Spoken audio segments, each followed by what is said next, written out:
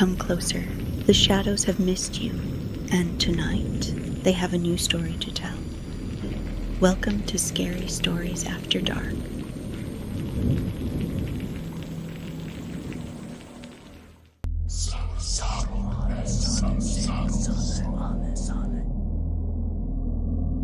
Kraven's Rest, October 31st.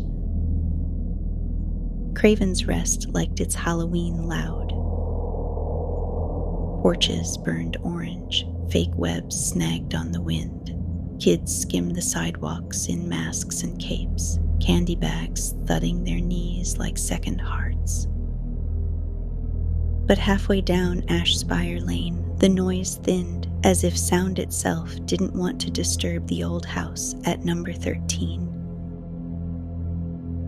Boarded all year, paint scabbed to gray, windows filmed over the way a blind eye goes cloudy. No one remembered when anyone last owned it. Everyone remembered not to cut across its lawn. Except tonight. The porch light snapped on with a hiss. The boards across the front door were gone, not pried, not stacked on the steps. Gone like they'd never been nailed. The door stood cracked open the length of a hand. Cold breathed from the seam and smelled like damp cedar and a blown-out match. A candy bag lay on the bottom step, tipped onto its side, wrapped sweets scattered down the walk like bait. Veda saw it first and touched Scout's sleeve without realizing. "Don't," she said, but she couldn't tell whether she meant the house or herself. Kieran halted, sneakers grinding grit. Lucian's plastic scythe clacked once against his shoulder and stopped. Behind them, trick-or-treaters bled around the corner in a noisy river and, like a river around a stone, gave the house its space. The door eased wider, the porch light blinked once, an invitation with teeth. "Someone dropped their stash," Lucian muttered. His voice tried for casual and landed closer to prayer. Scout's witch hat slanted where the night kept pushing at it. "Look, it's just a house." "It was boarded yesterday," Kieran said. "Today's not yesterday," Scout said, and tried to smile like she believed her own joke. The wind swung the crepe banners strung across the street, "Happy Halloween" in stiff black letters, the end snagged on a nail and hung crooked like a broken tooth. In the pause between shouts and laughter, Veda heard a sound from inside number 13. A laugh that had lost its body, or a sigh that had decided to be a voice. She didn't realize she'd stepped onto the bottom step until the wood flexed under her boot. The porch breathed back. "Veda," Kieran said, and her name on his tongue had more worry than warning. 3 minutes, Veda answered, as if the house were a dare. "We look. If it's gross, we bounce." Lucian huffed. "If it's gross," he said, "it's Halloween." 3 minutes, Scout echoed, and followed Veda up the steps because that was how they worked. Veda first into the dark, Scout beside her making sure the dark knew its place. Kieran to anchor, Lucian to make the wrong jokes until they felt right again. The porch light hummed. The house shifted, not movement exactly. Attention. As Veda reached for the door, it opened for her the rest of the way. The hallway beyond was a mouth of moonless rooms, the air colder and older than October deserved. Somewhere inside, a clock ticked wrong. 2 beats, pause, 4 beats, pause, like a heart remembering itself. They crossed the threshold. The noise of Kraven's Rest folded behind them like someone had shut a book. The entry smelled of lemon oil and rain that had learned to read. The floorboards were clean in a way no abandoned place ever is. A hat tree stood waiting with no hats. A runner carpet led down a narrow hall toward a spill of dim light that wasn't electric and wasn't fire, more like the memory of either. Veda glanced back once, but the open door didn't show the street anymore. It showed their reflections, faint as if the glass had tired of returning people. 3 minutes, Scout said, low, and slid her hand into Veda's without making a moment out of it. Kieran counted under his breath. Lucian palmed a fun-sized Snickers like a talisman and whispered something about sugar-bribing spirits. The hallway accepted all of them and asked for more. A doorway opened to their left, parlor, lace curtains gray with time, a sofa covered with a sheet that fit too well to be careless. On the wall above the mantel, 4 empty frames hung in a neat square. No pictures, just frames. The dust mark inside each was a shade lighter than the wallpaper, like a face had been there a long time and then got up to stretch and forgot to sit back down. "Who covers a couch but not a mirror?" Lucian asked. Scout cocked her head.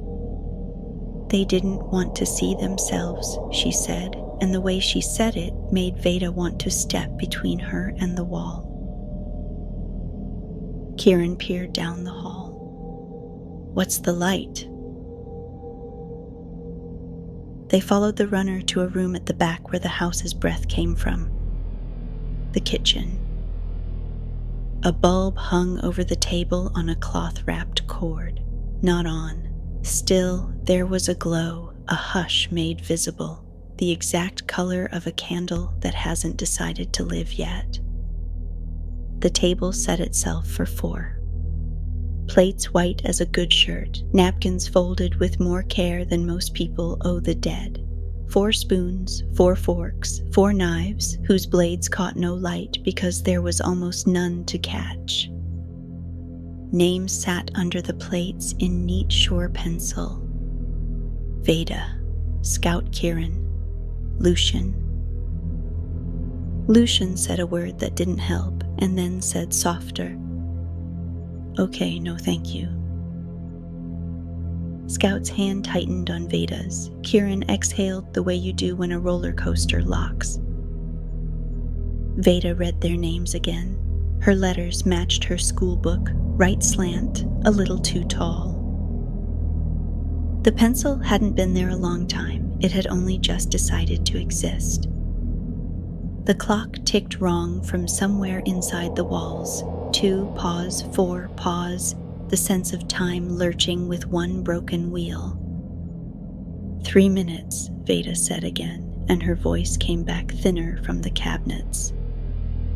"Someone's messing with us," Kieran said. "Brothers? Towny prank?" "The house wasn't open an hour ago," Scout said. "It did this after dark." A cabinet creaked. A drawer sighed. The sound of a chair scooting happened without a chair moving. Veda watched the place at the table labeled with her name and felt the peculiar pressure of being expected where you already stand. "Okay," Lucian said briskly to the room, to the air, to whatever counted. "We saw your cute table. We're flattered. We're leaving." The house considered. The porch light hummed through the walls like a wasp trapped in a jar.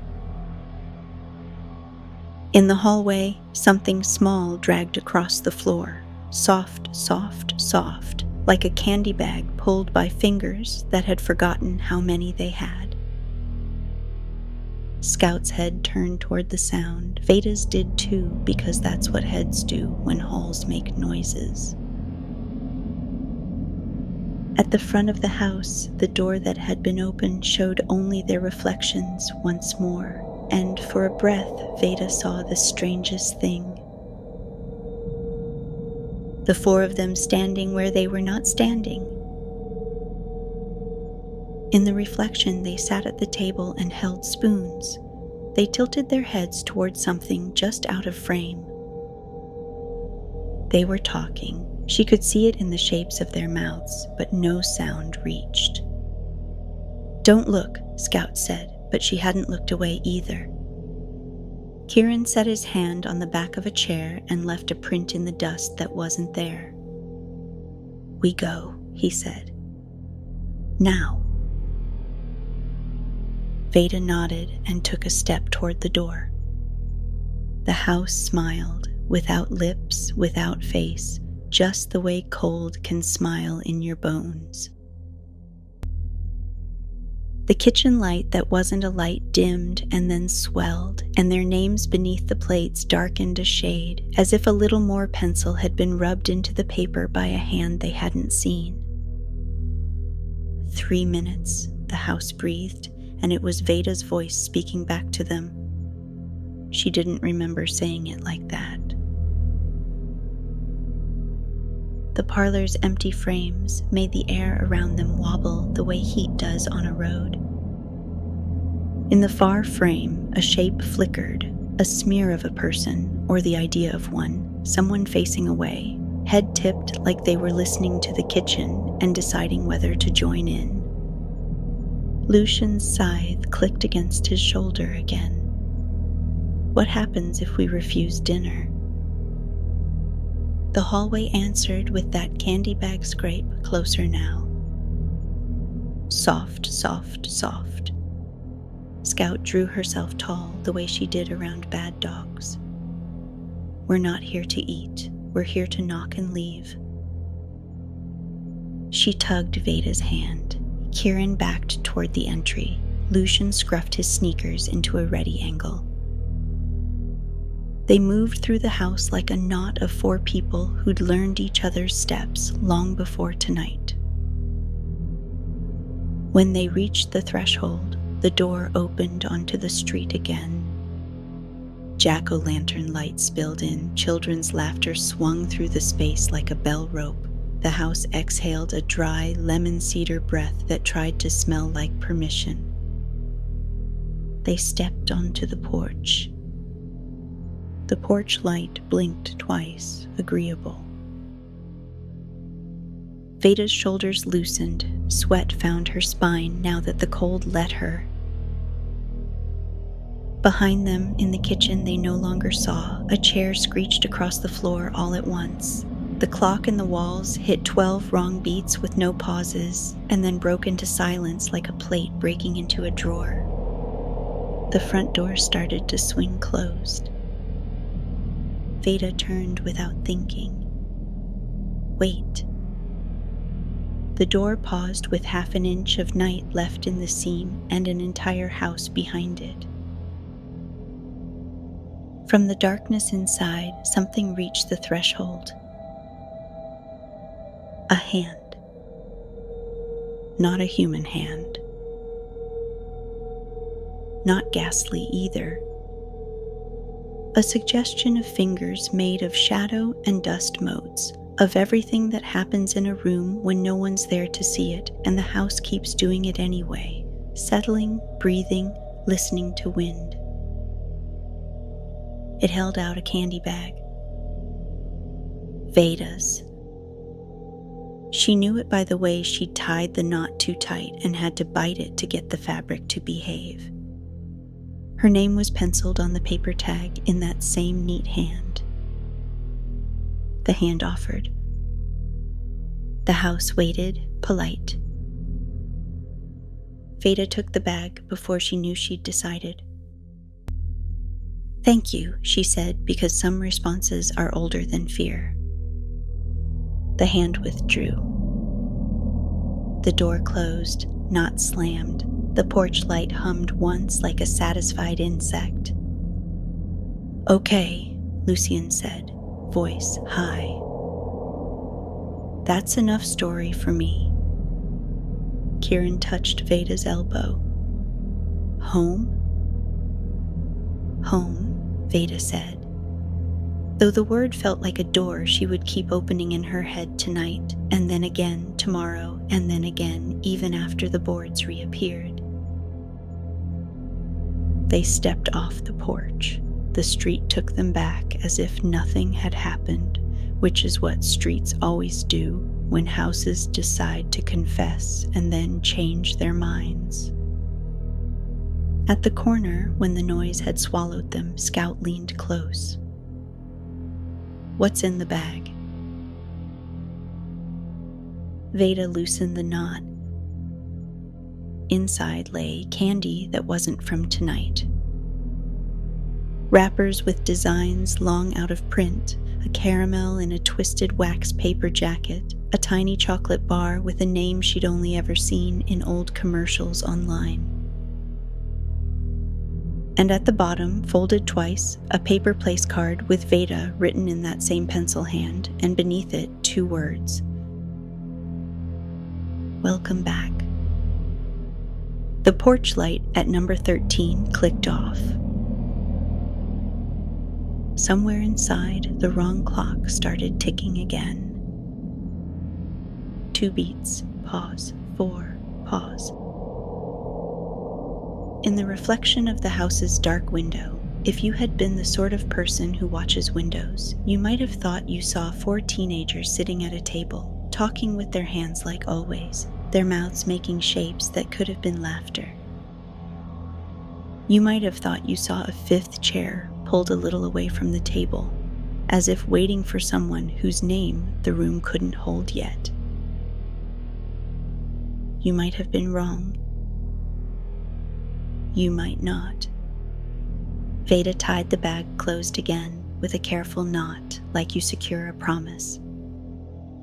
"Tomorrow," she said softly, mostly to herself. "Tomorrow's November," Lucian said. Veda looked back at the dark house. Not for number 13. The wind threaded the banners, straightened the broken N for half a breath, then let it fall crooked again. They tried to sleep it off. Kraven's rest gave them noise to help, neighbors laughing too late, a distant stereo, the midnight siren at the mill. Still, each of them woke at some black-edged hour with number 13 in their mouths, like a taste they couldn't name. Just before dawn, a fog came up from the creek and braided the streets. When the sun finally pushed over the water tower, the world put itself back together like a kid rushed through breakfast, mostly right, enough wrong to notice. Veda met Scout, Kieran, and Lucian on the corner of Ash Spire and Ridge, the 4 of them hunched into hoodies against a fall that had decided to hurry. The town was November now, porch lights normal, webs sagging with dew, jack-o'-lanterns dull as old coins. Number 13 was boarded again. Only not everything obeyed. A line of wrapped sweets, old wrappers, yesterday's wrong colors, led from the edge of the house's lawn down the sidewalk like breadcrumbs, caramel, hard candy, one of those tiny chocolates with a name you'd need your grandmother to confirm. Each piece sat dead center on a crack in the concrete, as neat as a child setting up a game. "Trap," Lucian said. "Invitation," Scout said. Kieran crouched. The paper hadn't soaked soft in the fog. The candy looked as if it had been placed under a roof and then teleported into dew. Veda picked up the closest chocolate and turned it over. On the back, the white paper had words in tiny serif letters, the way old wrappers did. "Made with care in Kraven's rest." "They don't make chocolate here," Kieran said. "They did," Scout said quietly. "A long time ago." The trail ran away from number 13, not toward it. Past the barber, the thrift store, the church that smelled like lemon cleaner and guilt. It paused at the town square and circled the fountain twice, then continued down to the old trolley station where the tracks ended like an unfinished sentence. The door to the station stood open. The boards across it had never existed. Inside, the ticket window sat dusty and bored. A wooden bench kept its splinters organized by year. On the wall, a schedule listed arrivals and departures for trains that hadn't run since before any of them were born. A place card lay on the bench. Veda, Scout, Kieran, Lucian. Supper tonight. Number 13. Bring nothing. Leave before midnight. Lucian read the last line twice. Consideration, he said. Love that for us. Veda felt the wrong clock start in her chest. 2 beats, pause, 4, pause, as if something in her had agreed without asking. Scout looked at her. We don't go, she said, and sounded like she was trying to convince both of them. Kieran's jaw worked. We could go and leave, keep the rules, beat the house at its game. The rule is bring nothing, Lucian said, ticking it off on his finger like he was marking time. We bring ourselves. That counts. Veda held the place card up to the weak morning. The pencil hand was neat and tidy and had never met her in person and knew her all the same. The edges of the card were singed, not burned exactly, singed the way paper gets when you hold it too near a candle because you like to watch the air taste it. Tonight, Veda said, before she could lose the nerve the fog had given her. We'll go. We'll look. We'll leave before midnight. Scout's mouth was a tight line that still tilted at the corner because she loved Veda most when she was foolish with purpose. And if it closes behind us? Veda slid the card into her hoodie pocket like a threat or a blessing. Then we teach it how to open. She didn't say with what. She didn't say with who. Outside, Kraven's Rest adjusted to November, unaware one house had refused the turn. In the reflection of the station's blackened window, 4 teenagers stood where no one stood and made plans with their hands. A 5th shape hovered near them, not yet ready to be counted. From Ash Spire Lane, if you listened, a clock ticked wrong. 2 beats, pause, 4, pause. And somewhere between breath and word, number 13 smiled its door-wide smile. By nightfall, number 13 waited with its porch light burning steady. No jack-o'-lanterns, no boards. Just the door ajar as if the house had been expecting company all year. The 4 of them stood at the gate, candy bags lighter than they should have been after a full evening. The rest of town laughed and shrieked down the block, but here the noise faltered, pressed flat by the air around the house. Scout broke the silence. Bring nothing, she said, eyeing the sign nailed to the gatepost. We shouldn't even be carrying candy. Lucian dropped his bag into the ditch without hesitation. Done. Kieran hesitated, then left his too. Veda untied hers and tipped it out onto the sidewalk.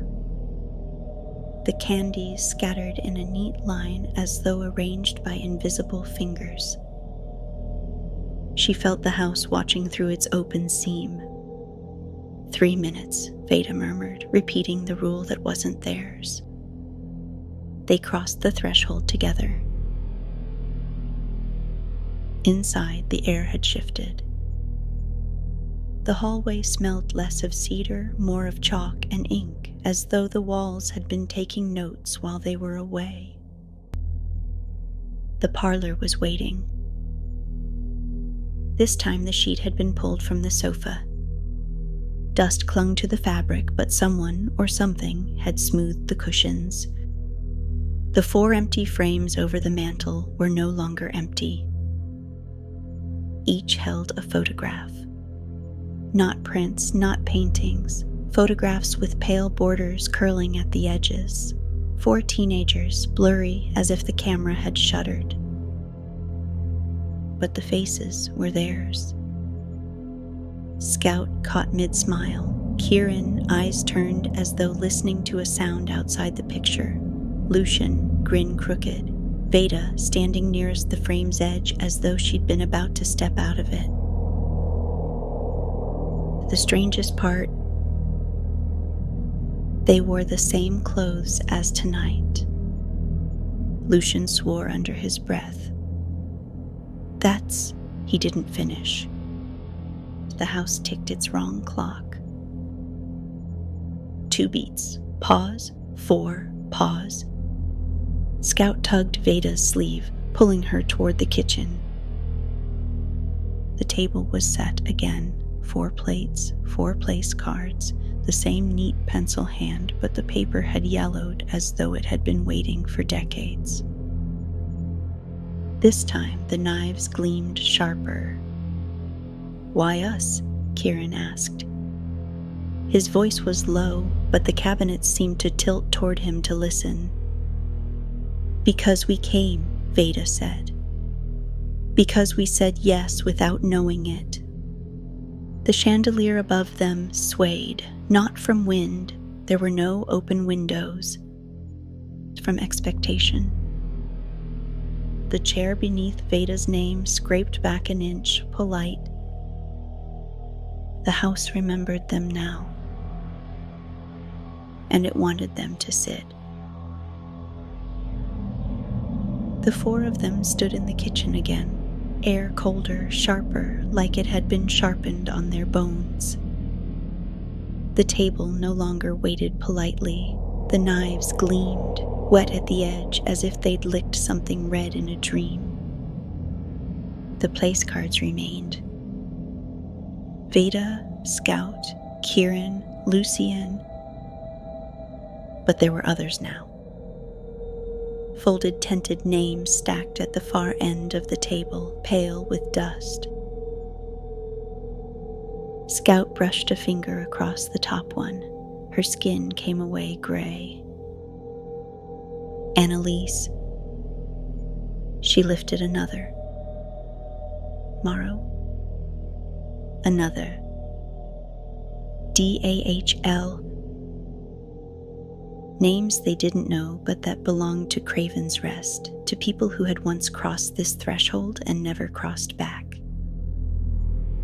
"The house remembers," Veda whispered. Kieran's jaw flexed. "Remembers or keeps?"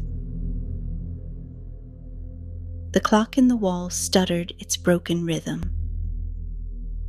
2 beats, pause, 4, pause. Lucian picked up a place card halfway down the stack, squinting. These are kids, teenagers.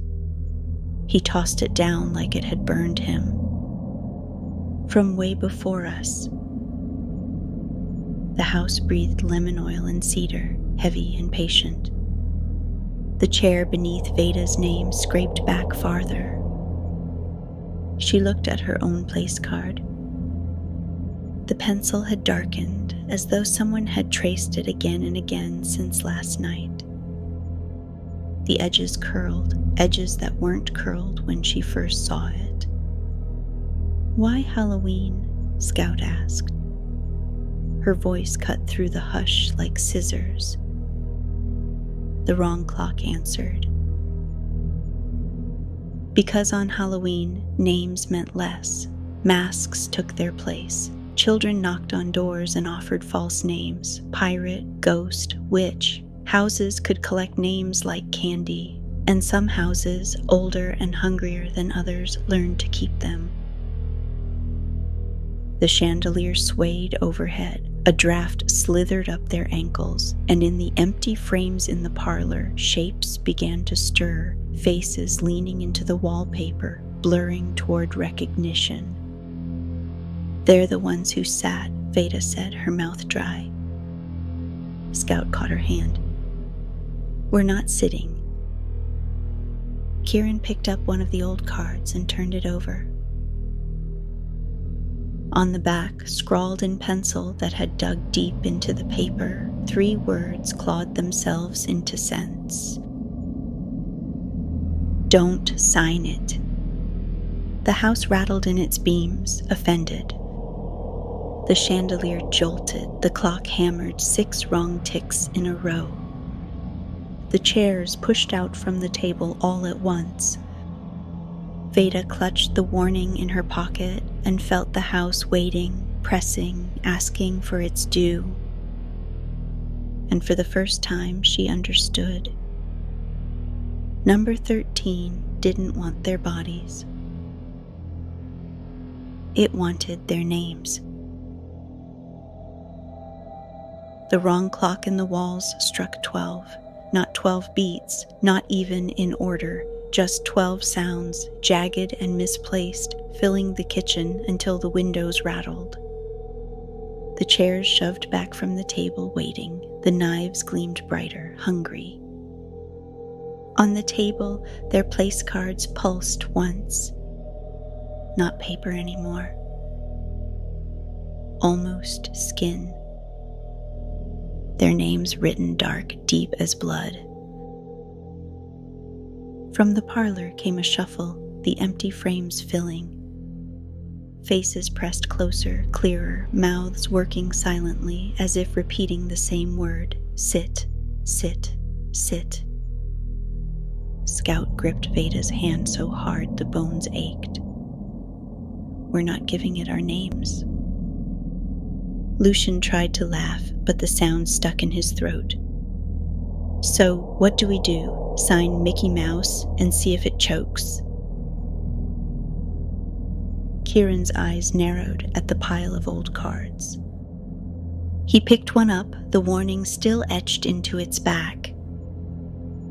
"Don't sign it." He held it high. "They tried to tell us. This is the trick. We don't give it what it wants." The house groaned, beams bending like ribs. The wrong clock hammered again. The glow over the table swelled and dimmed, a lung breathing names. Then a new card slid across the wood as if pushed by an invisible hand. It stopped in front of the chair under the chandelier. No name written. Just a blank space. Waiting. The house asked without asking. One name, witness it, leave before dawn. The air pressed heavy. Scout's eyes flicked to Veda's. Kieran's jaw locked. Lucian's knuckles whitened around his scythe prop. "No," Veda whispered, though her own voice came back from the walls in chorus. "Yes." The parlor frames blurred darker. Hands, shadow hands, gripped the edges of the pictures as though ready to climb through. They had minutes. Maybe less. "Then we don't sign our names," Scout said. Her voice was steady even though her eyes shimmered. "We write the houses." The wrong clock stuttered, the chandelier stilled. Veda pulled the pencil toward her, heart racing. The house trembled all around them, offended, curious, listening. She bent over the blank card. And in the space where her name should go, she began to write. Number 13. The walls howled. The faces in the frames blurred into smoke, the knives dulled to gray, the porch light outside flickered until glass cracked. The house shivered like a beast whose own name had been spoken aloud for the first time. Scout grabbed Veda's hand. "Now, run!"